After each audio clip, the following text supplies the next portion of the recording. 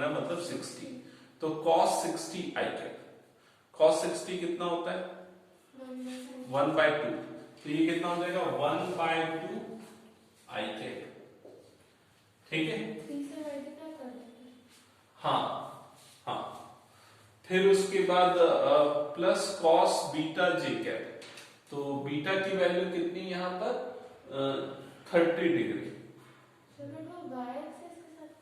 ये तो y axis ही है ना, अगर ये वेक्टर को आगे एक्सटेंड करोगे तो ये तो y एक्सिस के साथ जो एंगल बना रहा है वो 30 डिग्री होगा ना, करस्पॉन्डिंग एंगल्स। ठीक है, तो cos बीटा j कैप, तो बीटा की वैल्यू 30, cos 30 √3/2।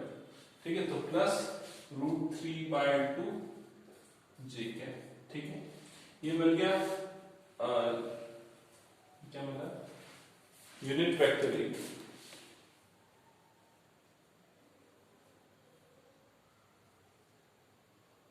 आगे समझ गया ना क्या करना है, करो उसको।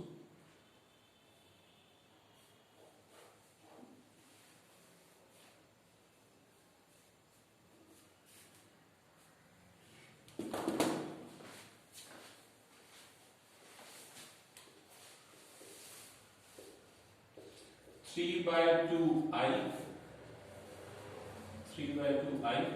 प्लस 3√3/2j, ये मिल जाएगा। इसको फर्दर इसमें पुट करो, 3/2i प्लस 3√3/2j कैप। अब सिंप्लीफाई करो, वेक्टर ओबी क्या है बताओ।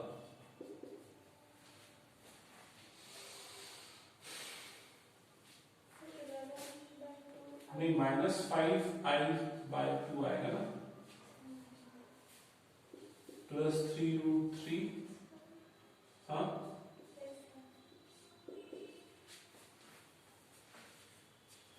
क्या हो गया ना,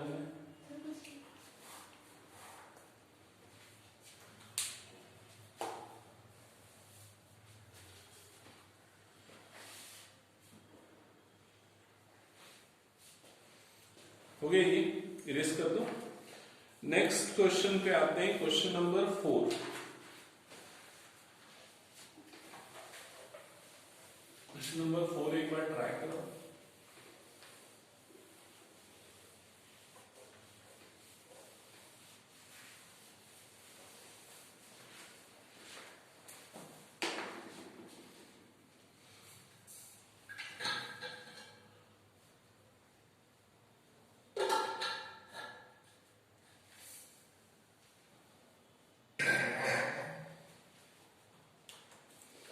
तो क्वेश्चन नंबर 4 में आपको क्या गिवन है,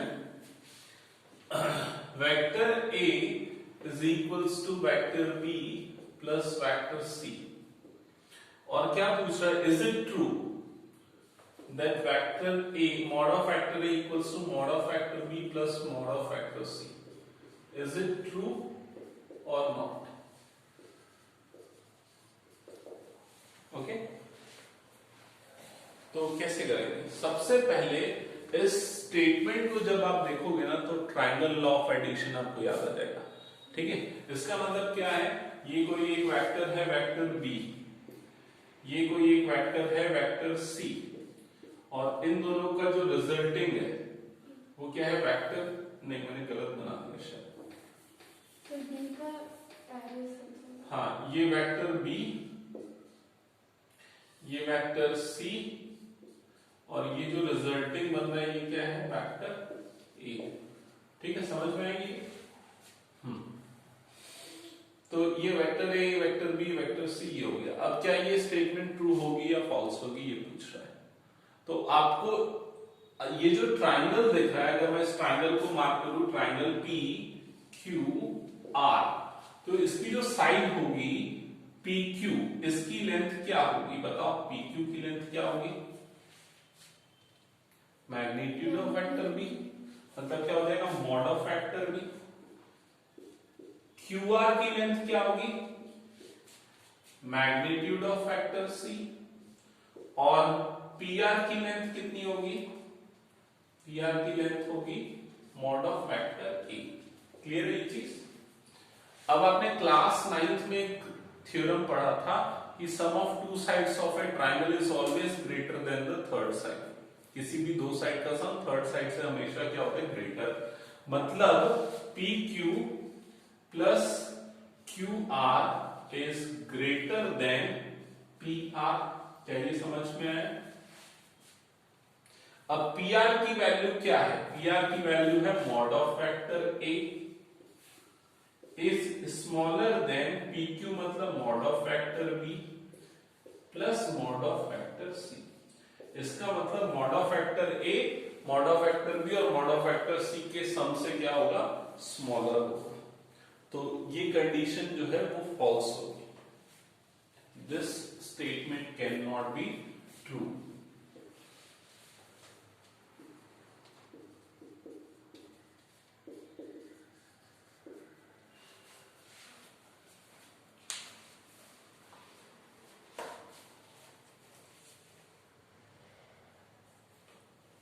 क्वेश्चन 5 सिंपल है, आप लोग बना सकते हो, मेरे ख्याल से बनाओ उसको।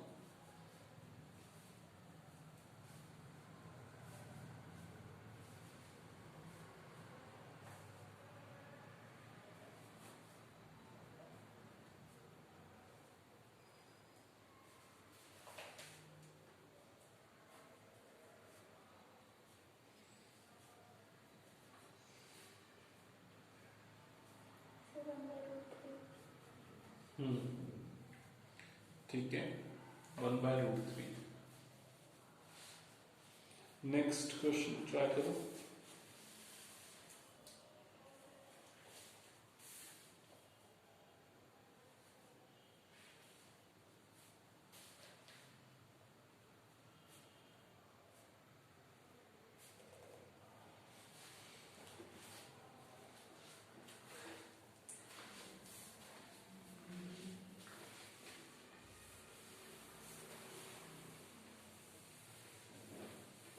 मेंशन नहीं करता है ये वेक्टर, मतलब स्केलर है कि डॉट है? किसमें? मतलब डॉट प्रोडक्ट है कि क्रॉस प्रोडक्ट है? किसमें? क्वेश्चन में नहीं, ऐसा कोई वो सिंबॉलिकली मेंशन करेगा तो करेगा। ये कौन से क्वेश्चन के लिए वैसे पूछ रहा है? सर मैं जनरल पूछ रही थी। अच्छा,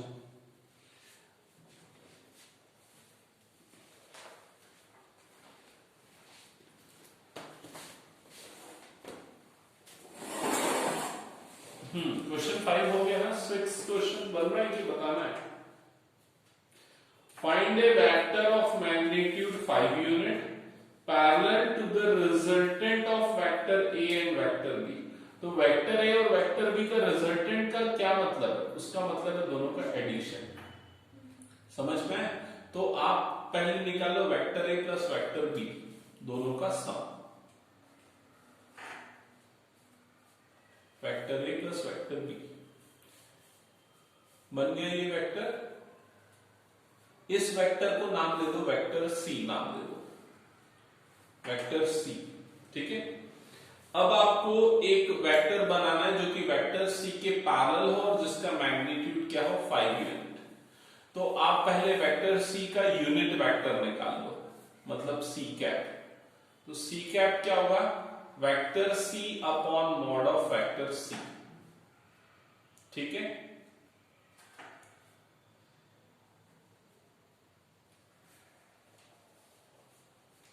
मिल गया सी कैप। अब जो नया वेक्टर है उसको नाम दो vector D, equal to 5 times C cap. मतलब कि जो ये वेक्टर डी है इसका डायरेक्शन कौन सा है, वेक्टर सी के जैसा है,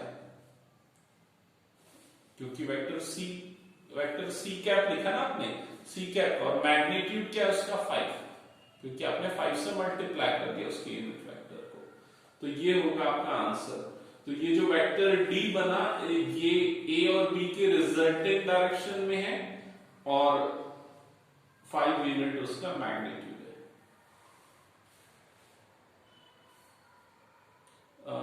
समझ में नहीं आया? मैंने एक्सप्लेन करोगे? बताने से आ रहा है, ऐसे नहीं आ रहा। हाँ, और ये जो मैं बोला ना अभी, ये जो क्वेश्चन था ना, ऐसा क्वेश्चन बहुत फ्रीक्वेंटली आता है। ठीक है, क्वेश्चन 6 हो गया। अब क्वेश्चन नंबर 7। अब देखो इस क्वेश्चन को, वेक्टर ए गिवन है, वेक्टर बी गिवन है, वेक्टर सी गिवन है। Find a unit vector parallel to this. तो पहले ये वेक्टर क्रिएट कर लो, फिर उसको उसी के मॉड से डिवाइड कर दो। That's it.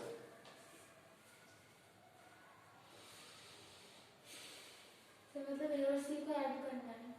नहीं, ए और सी को क्यों? 2a minus B plus 3c ऐसा है ना? Yes sir. तो वो पूरा बनाना पड़ेगा। 2 times vector a minus vector b plus 3 times vector c। ठीक है, जो भी बन रहा है उसको एक नया नाम दे दो, वेक्टर d नाम दे दो।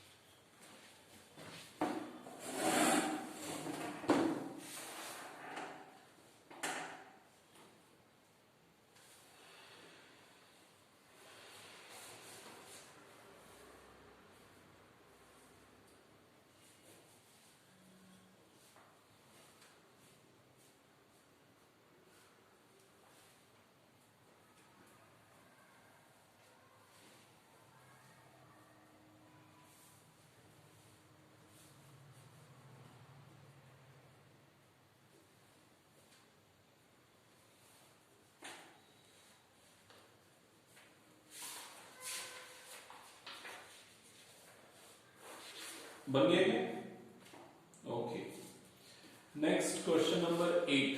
क्वेश्चन नंबर 8 लास्ट क्वेश्चन रहेगा, इसको कंप्लीट करो, फिर बाकी नेक्स्ट क्लास में करेंगे इस एक्सरसाइज को। क्वेश्चन 8 क्वेश्चन है, show that A B and C are collinear and find the ratio in which B divides A C. ठीक है, तो क्या करना है आपको? आपको वेक्टर ए बी निकालना है, वेक्टर बी सी निकालना है, वेक्टर ए सी निकालना है। ठीक है, तीनों वेक्टर्स निकालो, ए बी, बी सी और सी ए। फिर उसके बाद किसी भी दो का मैग्नीट्यूड अगर थर्ड के इक्वल आएगा तो वो क्या हो जाएगा? कोलिनियर। ऐसा क्वेश्चन वेक्टर्स में तो पैरेलल होता है क्या? हाँ, पैरेलल प्रूफ करना रहता है ना कोलिनियर के लिए। हाँ मतलब वही है, कोलिनियर मतलब एक ही लाइन में है। तो mod of vector A B equal to mod of vector B C. अगर देखो मैं एक चीज बता, कोलिनियर का मतलब पैरेलल तो होता है, लेकिन अगर मान ली ये कोई पॉइंट ए है, ये पॉइंट बी है, ठीक है, ये हो गया ए बी, और अगर तेरे को बी थर्ड पॉइंट सी ले रहा है, 3 पॉइंट है, तो सी जो है वो कहीं और तो हो नहीं सकता ना, सी इसी लाइन में होगा तभी वो कोलिनियर होगा। आ रहा समझ पे? ठीक है, तो क्या करेगा? सबसे पहले वेक्टर ए बी निकालेगा, फिर वेक्टर बी सी निकालेगा, फिर वेक्टर सी ए निकालेगा, और उसके चेक करेगा कि mod of vector A B plus mod of vector B C is equals to mod of vector C A. ये कंडीशन ट्रू है या नहीं? अगर है मतलब कोलिनियर हो गया। ठीक है,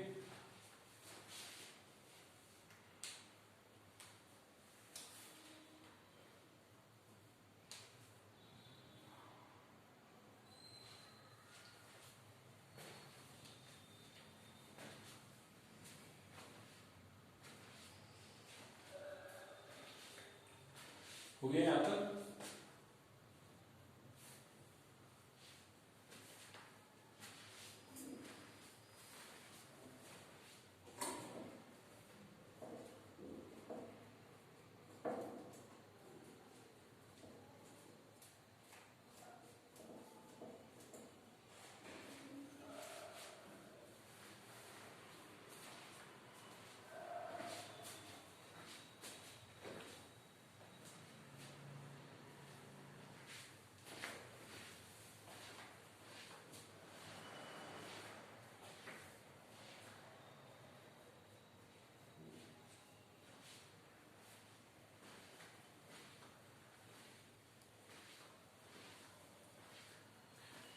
क्या ये आया क्या? Mod of factor A B कितना आ रहा है?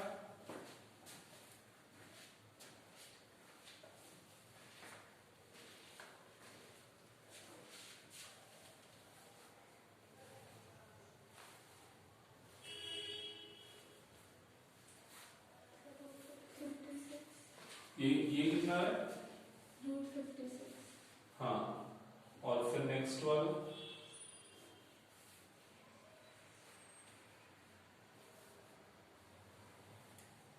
126। हाँ 126। हाँ, फिर नेक्स्ट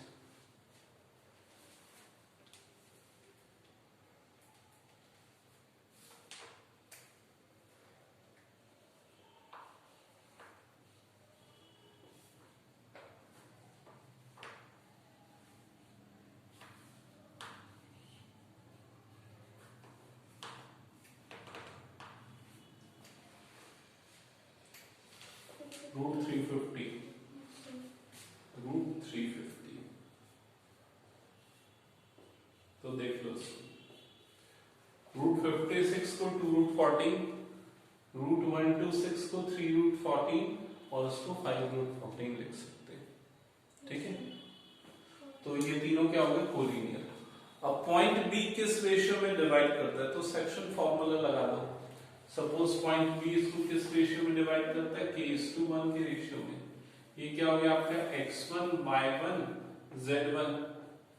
ये क्या हो जाएगा आपका? x2 y2 और ये हो गया z2। पॉइंट बी के कोऑर्डिनेट को आप लोगे x, y, z। अब सेक्शन फॉर्मूला क्या था? x = mx2 मतलब k × x2 प्लस nx1 मतलब 1 × x1 डिवाइडेड बाय k + 1। वही जो क्लास 10th 11th में पढ़ते थे वही सेक्शन फॉर्मूला। ठीक है, तो x, x2 और x1 तीनों की वैल्यू आपको पता है, क्वेश्चन में पुट कर दो जिससे k की वैल्यू मिल जाएगी और k वो रेशियो हो जाएगा। ठीक है, दैट्स इट। सो आज की क्लास यहीं पर स्टॉप करता हूं मैं। कुछ डाउट है तो पूछ लो। Next class